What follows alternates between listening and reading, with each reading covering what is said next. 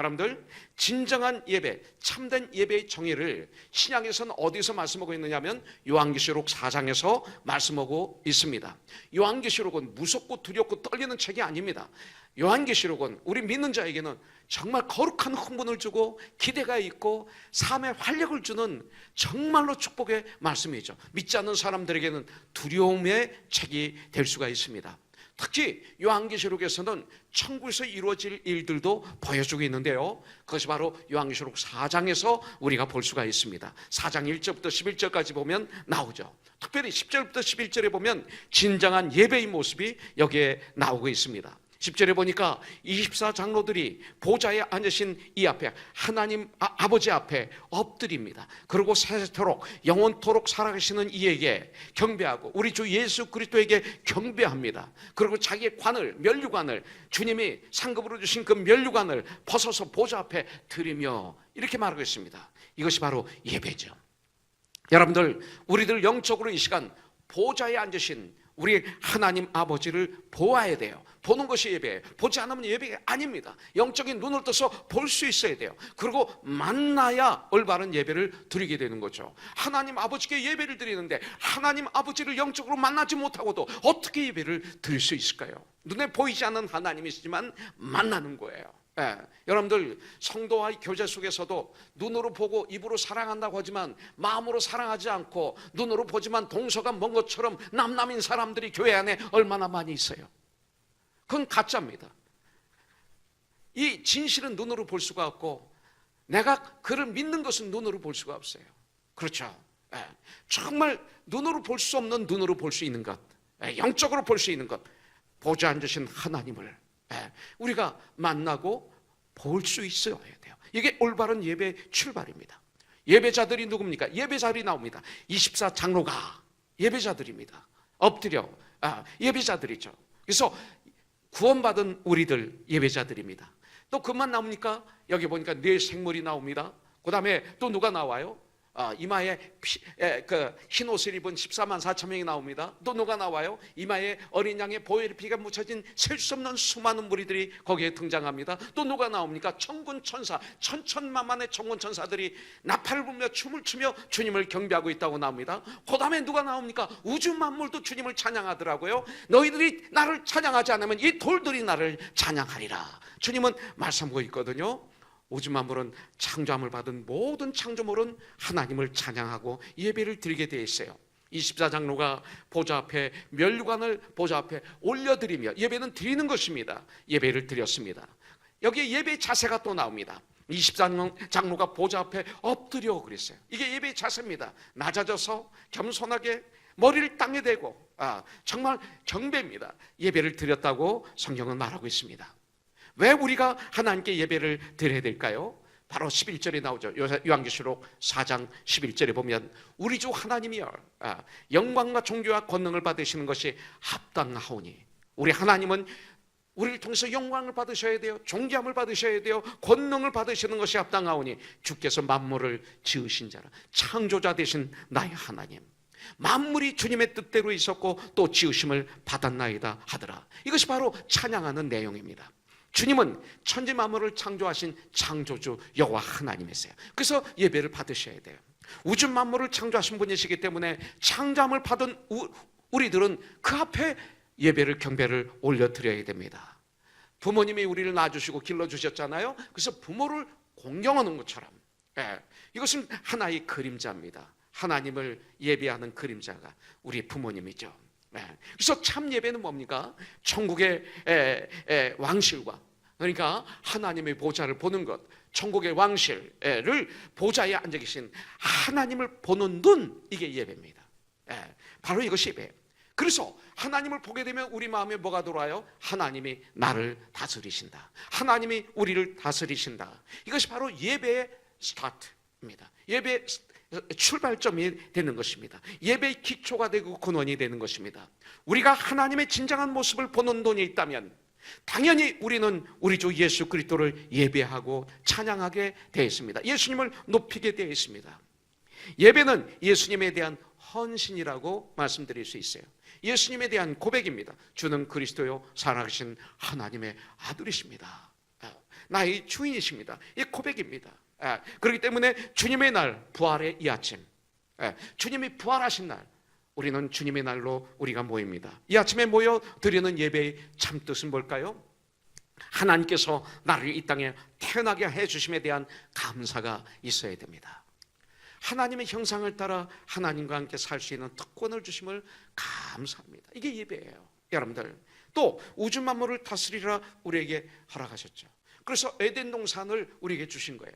만물을 다스리라, 만물을 누려라. 그러나 한 가지만 하지 말라. 나보다 높아지려고 하면 하지 말라. 네가 나보다 높아지려고 하면 넌 지옥을 참하게 될 것이고 너는 나와 분리될 것이다. 너는 정령 죽으리라. 이것이 선악과만 따먹지 말라, 이 소리죠. 당연한 거였습니다. 그러나 사탄의 꼬임에 넘어가서 하나님과 비기리라. 내가 하나님보다 높아지리라. 그래서 따먹은 게 선악과 아닙니까? 그러므로 말미암아 에덴 동산에서 쫓겨났어요. 이 얘기는 하나님과 분리됐다는 것입니다. 그래서 죄가 들어온 거죠. 그래서 어둠이 들어오고 죽음이 들어오고 지옥이 있고 고통이 있고, 그래서 땅도 우리 때문에 저주를 받아서 가꾸지 않으면 가시덩굴이 생기고 황막해지고 우리가 땀을 흘리고 가꿔야만이 채소를 먹을 수 있는 이런 땅까지도 우리 때문에 저주받은 그런 세상이 되고 말았어요. 그래서 갈라짐이 들어오고 음란이 들어오고 시기질투가 들어오고 교만이 들어오고 술취함이 들어오고 당지는 것이 들어오고 그리고 살인이 들어오고 교만이 들어온 거 아니겠습니까? 그래서 바로 하나님은 사랑이시죠. 그 하나님께서 우리를 사랑하셔서 불쌍히 계셔서 2000년 전에 독생자 한 분밖에 없는 당신의 아들 하나님, 성자 하나님 예수 그리스도를 이 땅에 보내주셔서 우리 대신 고난을 받으시고 우리 대신 십자가를 짊어지시고 피와 물을 쏟으시고 대신 고통을 당하시고 대신 죽음을 당하시고 대신 지옥에 떨어지셨어요. 잠깐. 그러나 거기서 죽음을 이기시고 승리하시고 부활하신 예수님. 그래서 이제는 그를 믿는 자마다 멸망치 않고 영생을 얻은 우리들, 예수님에 대한 구원의 감사가 예배에 있어야 되는 거예요. 그리고 그 사랑에 대한 감사가 예배 시간에 차고 넘쳐야 됩니다. 그 다음에 내 안에 계신 우리와 함께 하시는 부활하신 그리스도 앞에 함께 모여 지난 한 주일을 내가 주님 뜻대로 살았는가 뒤돌아보는 것입니다. 그리고 회개할 거 회개하고, 그리고 그렇게 살았으면 뜨겁게 찬양하며 감사하고, 그리고 예배를 드리고 우리가 세상에서 나갈 때 앞으로 또 한 주일 주님의 뜻대로 살기로 다짐하며 결단하며 힘차게 세상 향해서 나가는 것이 예배의 마감이고 산 예배로 들어가는 것입니다. 이것이 바로 예배입니다. 자, 창조주에 대한 감사, 이게 예배예요. 구원에 대한 감사, 이것이 예배예요. 주님의 승천하시고 우리에게 보내주신 성령의 인도하심을 따라서 과연 지난 한 주간은 나는 산 예배, 산제사의 삶을 살았는가? 정말 나는 일주일을 과연 올바로 살았는가? 주님이 기뻐하시는 삶을 살았는가? 그러면서 앞으로 한 주일간의 삶을 결단하는 그런 시간을 갖는 것이 예배란 말이죠. 여러분들, 그래서 느헤미야서 8장 1절부터 12절에 보면 바로 참된 예배에 대한 구체적인 내용이 여기 나온 것을 우리가 볼 수가 있습니다.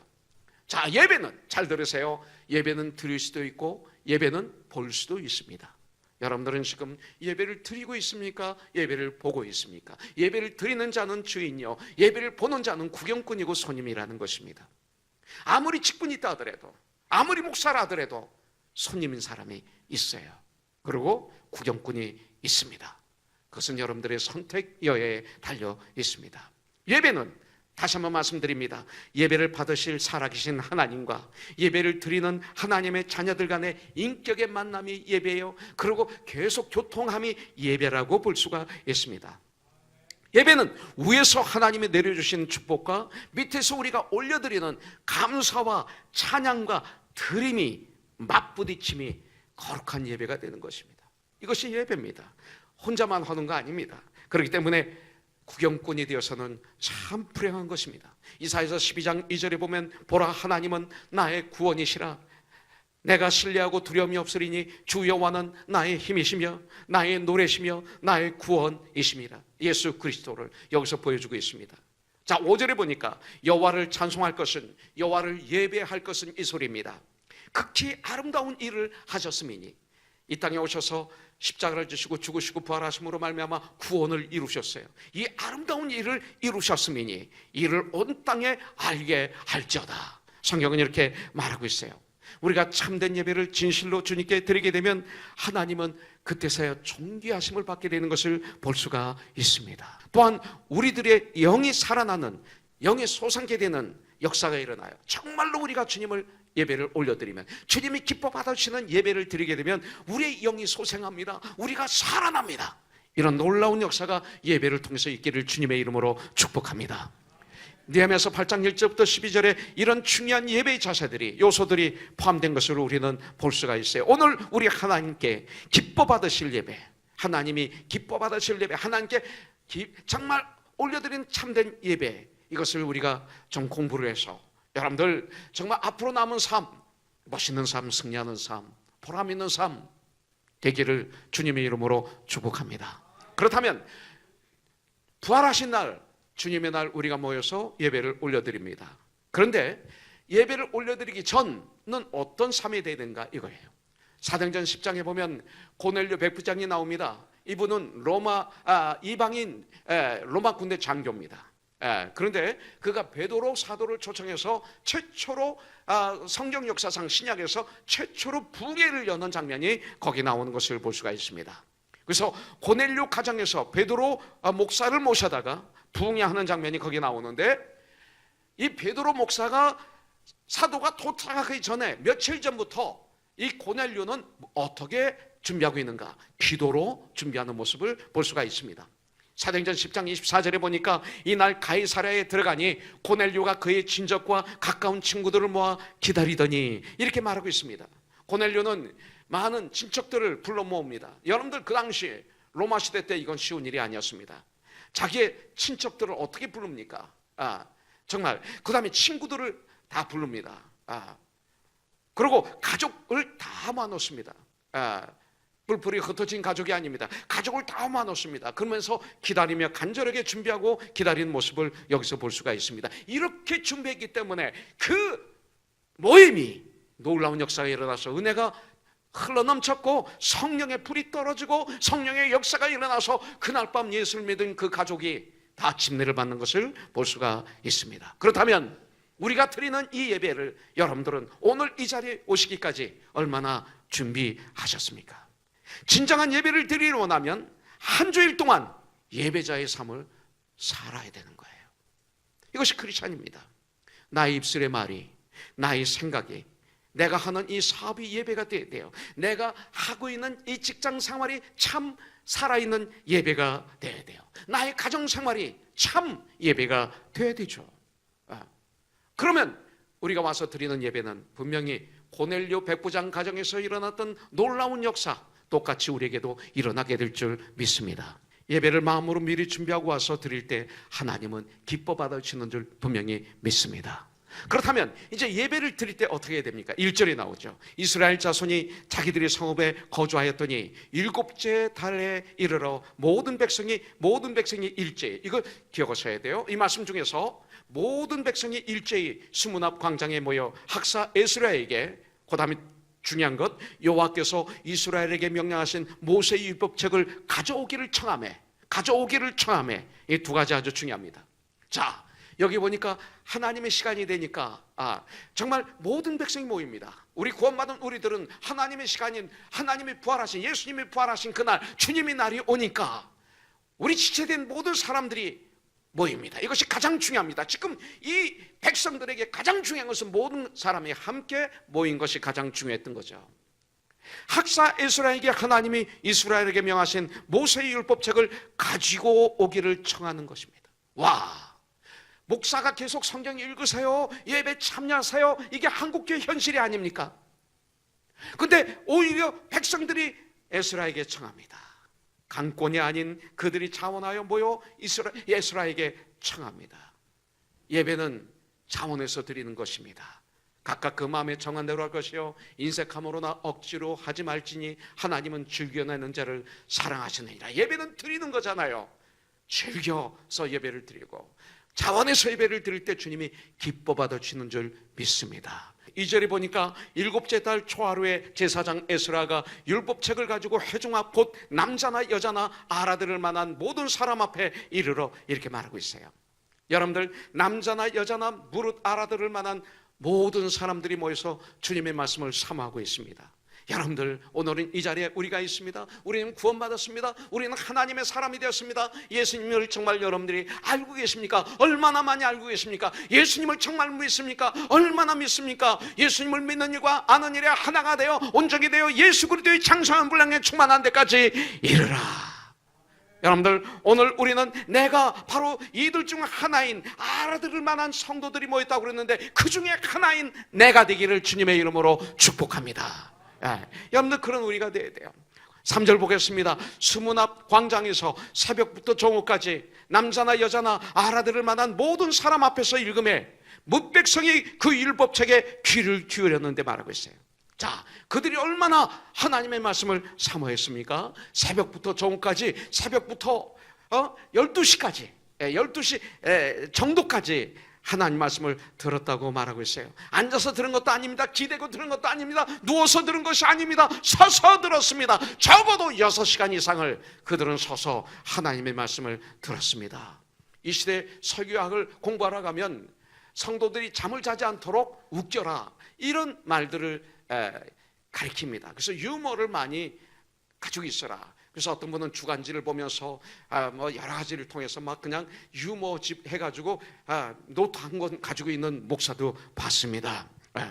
이런 설교를, 인기 있는 설교, 그 다음에 잠자지 않는 설교, 성도들이 좋아하는 설교를 하기 위해서 웃기기도 하고 농담도 하고 그리고 예화도 거기에 맞춰서 드리고 그러는데, 오늘 이 말씀은 뭐예요? 딱딱한 모세의 율법을 낭독하고 있습니다.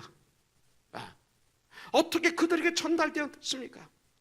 제사장 에스라는 낭독하며 설명해 주는 것으로 끝냈습니다. 중간중간 레위 사람들이 백성들 사이에 서 있다가 이해하지 못하는 부분들을 해석해 주고 설명해 주었을 뿐입니다. 그들은 하나님의 말씀이기 때문에 듣는 것입니다. 내 귀에 잘 들려서 듣고 안 들려서 안 듣고가 아닙니다. 하나님의 말씀이기 때문에 들어야 되는 것입니다. 이것이 예배입니다.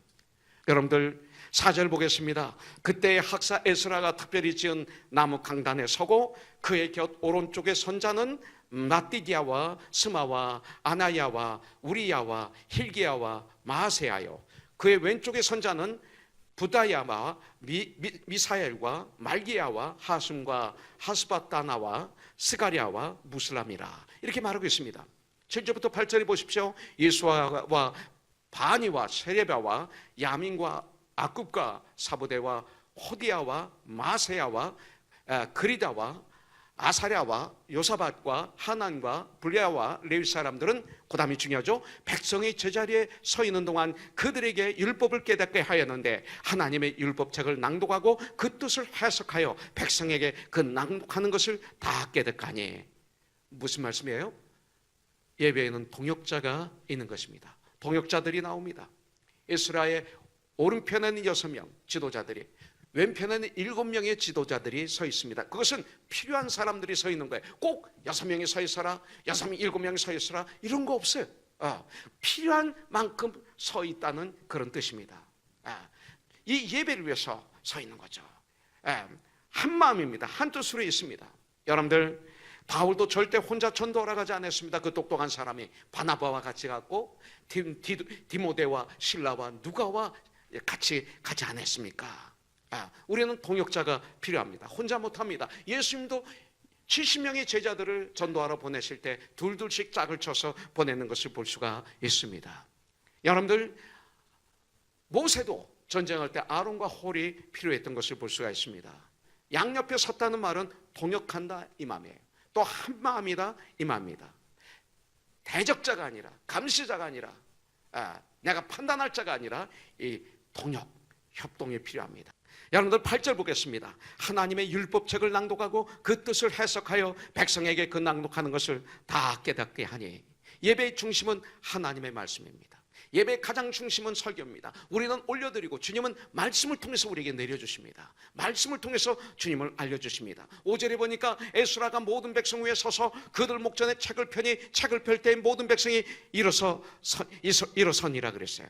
에스라가 모든 사람 앞에서 책을 펴 읽었습니다. 성령 봉독과 예배에 대한 우리들의 반응이 여기 나옵니다. 하나님이 우리들에게 말씀하시기에 앉아서 그 말씀을 들을 수가 없는 것이었습니다. 하나님이 우리에게 말씀하시는데 앉아서 떡 다리를 꼬고 들을 수가 없는 것입니다. 그래서 모든 백성들 그들은 일어섰습니다. 여러분들 아무 생각 없이 예배 시간에 일어서 있으니까 일어서서 찬양하고 앉고, 그것 하나님이 원치 않으십니다. 예배를 드릴 때, 성경 말씀을 봉독할 때, 하나님 말씀을 들을 때 우리의 자세를 주님은 말씀하는 것입니다. 우리의 마음 자세가 어떤 마음 자세가 되느냐, 일어나는 마음 자세를 가지는 것이에요. 이게 너무나 중요한 것입니다. 간절하게, 겸손하게, 감히 황송하게 주님이 나에게 말씀하시는군요. 나 같은 자를 구원해 주셨군요. 나 같은 자를 주님의 자녀로 삼아 주셨군요. 그래서 나는 감히 앉아서 주님의 말씀을 들을 수가 없습니다. 나는 일어서겠습니다. 일어서서 말씀을 듣겠습니다. 이런 마음으로 앉아서 말씀을 우리가 들어야 돼요. 그럼 주님 그 예배를 받아주십니다. 5절에 보니까 모든 백성입니다. 그 예배는 구경꾼이 없습니다. 전부 예배에 동참했습니다. 아까도 말씀드렸지만 마가의 다락방에 120명은 모두 다 성령의 불을 받았습니다. 우리도 그렇게 할 수 있습니다. 가능합니다. 우리는 그런 예배를 드릴 때 주님이 기뻐 받아 주십니다. 6절 보겠습니다. 에스라가 위대하신 하나님 여호와를 송축하며 모든 백성이 손을 들고 아멘 아멘 하고 응답하고 몸을 굽혀 얼굴을 땅에 대고 여호와께 경배하니라. 아멘 아멘 합니다. So do I. 이 소리입니다. 에스라가 말씀을 낭독하기 전에 주님을 먼저 찬양하죠. 그 찬양 소리를 듣고 있던 백성들이 아멘 아멘으로 화답합니다. 여러분들, 아멘이란 뜻은 진실로 그렇습니다. 이 소리입니다. 진실로 그렇습니다. 주님의 말씀은 진실하십니다. 맞습니다. 그 찬양이, 우리가 주님께 올려드리는 찬양이 마땅합니다. 주님의 말씀이 맞습니다. 진실하십니다. 우리 하나님을 찬양합니다. 이것입니다. 이게 아멘입니다. 이건 천국의 언어입니다. 세상에 쓸 수 없는 언어입니다. 너무나 고귀한, 하나님이 우리에게 주신 너무나 귀한 언어입니다. 모든 백성들이 온 마음과 목소리를 다하여 그 찬양에 동참하고 따라 아멘 아멘 하는데, 손을 높이 들고 응답했으며 몸을 굽혀 얼굴을 땅에 대고 겸손하게 하나님을 경배했습니다. 이렇게 진지하고 아름답고 겸손한 모습으로 하나님 말씀 앞에 서 있는 백성들에게 어찌 예배가 진실하지 않겠습니까? 어찌 예배를 주님이 기뻐 받으시지 않겠습니까? 여러분들, 시편 119편 164절에 보면 주의 의로운 규례로 말미암아 내가 하루에 7번씩 주를 찬양하나이다. 하나님 말씀에 근거해서 예배입니다. 하루 종일 예배드립니다. 자, 자세입니다. 6절에 보니까 땅에 대고 응답하고 몸을 굽혀 얼굴을 땅에 대고 여호와께 경배하니라. 백성들의 반응입니다. 예배자들의 자세입니다. 광대하신 great, 광대하신 위대하신 하나님을 찬양하는 것입니다. 송축하시는 것입니다. 경배하는 것입니다. 모든 백성들이 손을 들고 찬양하는 모습, 아멘 아멘 하며 몸을 굽히며 얼굴을 땅에 대며 머리를 숙이는 정도가 아니라 완전히 땅에 대며 찬양하며 경배드리는 예배의 모습, 영적인 예배의 자세가 나옵니다. 9절에 보니까 백성의 율법의 말씀을 듣고 다 우는지라. 참된 회개가 예배에 있어야 됩니다. 여러분들, 예루살렘 백성들이 말씀을 듣고 울었습니다. 말씀을 깨닫고 울었습니다. 여러분들, 말씀이 낭독될 때 그 말씀대로 살지 못한 나를 발견하게 됩니다. 하나님 말씀은 내 마음을 볼 수 있는 거울이었습니다. 그들은 말씀을 들으며 그들의 죄로 인해 하나님의 성전이 파괴되었고, 하나님의 성전이 자기들의 죄로 인해서 짓밟혔고, 하나님의 백성들이 이방인의 포로가 되었다는 것을 이 말씀을 통해서 깨닫게 되었습니다. 알게 되었습니다. 내가 얼마나 하나님을 사랑하지 않았는지, 세상과 얼마나 타협하며 살았는지, 세상의 맛에 취해서 살았던 것이 적나라하게 드러났습니다. 말씀을 통해서. 그 말씀이 나의 심령에 부딪힐 때, 내 마음을 칠 때 나의 죄에 대한 통해 자복하는 회개의 눈물이 있어야 되는 것입니다. 여러분들, 느헤미야서 9장 1절부터 3절 보면 이스라엘 자손이 다 모여 금식했대. 굵은 베옷을 입고 회개하고, 티끌을 무릅쓰며 회개하고, 모든 이방 사람과 절규하고, 회개는 행동으로 나타나야 됩니다. 서서 자기 죄와 조상의 허물을 자목하였다, 이렇게 말하고 있습니다. 사도행전 2장 38절에서도 유대인들이 어떻게 하면 우리가 구원을 받을 수 있습니까? 질문에 회개하고 예수의 이름으로 침례를 받으라, 그러면 성령을 선물로 받으리라 말씀하는 것입니다. 이거 없으면 은혜를 받을 수가 없습니다. 눈물은 우리 감정의 표현입니다. 슬퍼도 기뻐도 옵니다. 억울해도 옵니다. 그런데 여기에는 어떤 종류의 눈물이 있습니까? 4가지 눈물이 예배 시간에 있기를 원합니다. 첫째는 tear fully repentance, 회개의 눈물이 있어야 돼요. 참된 예배자로서 하나님 말씀을 듣고 말씀이 우리 마음 판에 새겨질 때, 나를 말씀이 막 때릴 때, 그때 회개가 오게 됐어요. 참된 회개의 눈물을 흘린 자들에게 하나님의 평화가 임해요. 그리고 하나님의 평화가 한 주의 삶 속에서 유지되는 줄 분명히 믿습니다. 또 어떤 눈물이 있어야 돼요? Tears for the joy. 여러분들, 예수 그리스도의 보혈의 피로 용서함을 받은 다음에 오는 기쁨, 감사, 감격의 눈물, 이 눈물이 우리에게 예배 시간에 있어야 돼요. 여러분들이 주님을 찬양하다가 목이 맬 때가 있을 거예요. 그래서 부르지를 못하고 눈물을 흘리면서 감격으로 주님을 찬양하다가 울컥하고 찬양 입으로 찬양하지 못하고 계속 손만 들고 있었던 적은 없습니까? 거룩한 눈물이에요. 이런 것들이 있어야 돼요. 그 다음에 세 번째는 Tears for the reconciliation with your brothers and sisters. 그랬어요. 화해의 눈물이 있어야 돼요. 우리 형제자매들 간에, 성도 간에 하나님 말씀을 듣다 보니 걸리는 것이 생각나요. 내 형제하고 걸린 그 아픔, 내 자매와 걸린 그 장벽, 이런 것들이 걸려서 화해의 눈물이 막 쏟아지기 시작해요. 이런 눈물이 우리에게 있기를 원합니다. 마지막 하나 더 있어요. 꼭 가져야 될 문, Tear for the dedication이에요. 결단하는 눈물이 있어야 돼요. 헌신하는 눈물이 있어야 돼요. 주님, 나 가진 것 없어요. 그래서 이 몸을, 제 생명을 주님께 다 드릴게요. 여러분들, 리빙스톤인가요? 이분이 아프리카 선교사로 가시기 전에 이런 일이 있었다고 그러잖아요. 말씀을 듣고 헌금을 하는데 헌금 바구니에 이분이 올라갔대요. 그러니까 놀래가지고 왜 그러느냐고. 그러니까 여러분들, 나는 가진 게 없어서 나를 이 시간 주님께 드리겠습니다. 아프리카 선교로 나의 생명을 드리겠습니다 해서 그 헌금함에 자기가 올라갔다는 거예요. 그대로 그는 아프리카에서 생명을 다 하나님께 드리고 떠났죠. 9절부터 11절에 보니까 이런 말씀이 나와요. 말씀을 듣고 다 울었어요. 그랬더니 에스라가 뭐라고 그래요? 이날은 주의 성일이니 슬퍼하지 말며 울지 말라. 여호와로 인하여 기뻐하는 것이 너의 힘이니라 했어요. 이날은 왜 울지 말아야 돼요?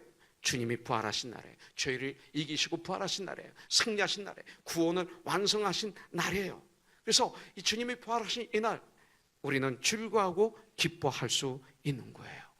그래서 이런 예배가 돼야 돼요. 주님이 우리들을 위해 우리들의 모든 무거운 죄의 짐을 다 짊어지시고 대신 고난을 받으시고 멸시를 받으시고 십자가에서 모든 피와 근보를 쏟으시고 우리 대신 우리를 위해서 죽어주셨어요. 그리고 3일 만에 죽음을 이기시고 부활하신 날이 이 날이잖아요. 이제는 주 예수를 믿는 자마다 사망에서 영생으로 옮겨짐을 받았잖아요. 오늘이 바로 주님이 부활하신 주님의 날입니다. 주님의 날, 구원받은 우리들이 함께 모여 드리는 이 예배, 크게 기뻐하라고 성경은 말하고 있어요. 회개를 통해서 주님과 회복이 된 사람들은 크게 기뻐할 수 있어요. 그래서 빌립보서 4장 4절에 보면 주 안에서 항상 기뻐하라, 내가 다시 말하노니 기뻐하라, rejoice, 이렇게 말하고 있습니다. 왜? 이 날은 구원을 완성한 날이기 때문에, 이 날은 주님의 날이기 때문에, 이 날은 사망 권세를 깨뜨리신 날이기 때문에, 이 날은 죄에서 해방된 날이기 때문에 이 날은 즐거워하라고 성경은 말하고 있습니다. 예배를 드린 후 한 주일 동안 예배를 통해 얻은 은혜를 실천하는 것이 우리의 삶 속에서의 예배의 마지막이라고 전 분명히 믿습니다.